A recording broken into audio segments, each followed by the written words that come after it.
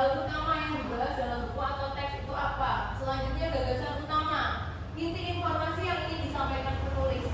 Lalu ada fakta atau data, informasi nyata, contoh, angka, peristiwa atau pendapat ahli.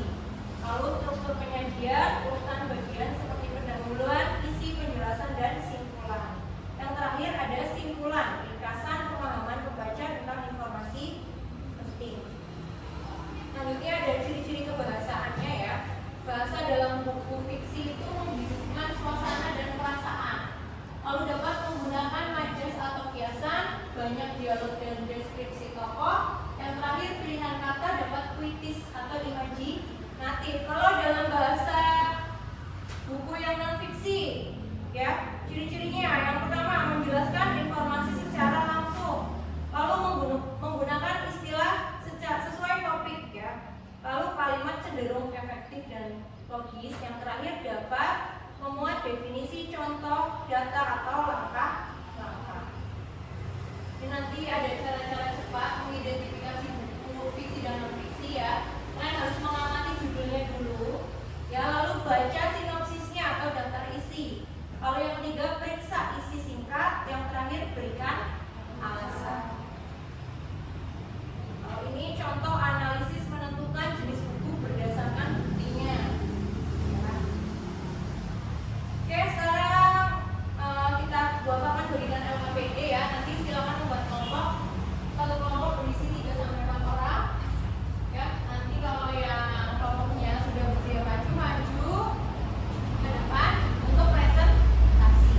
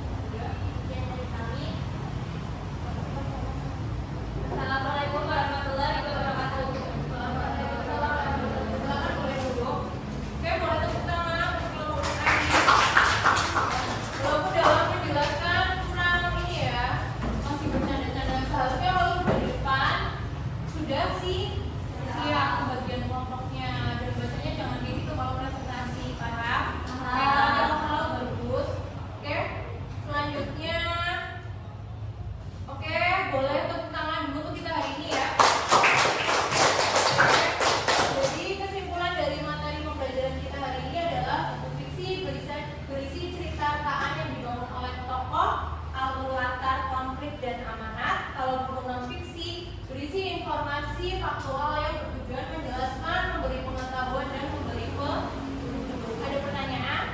Tidak. Oke. Sekian pembelajaran dari Ibu hari ini. Mohon maaf apabila dalam menyampaikan materi terdapat salah kata ya yang kurang berkenan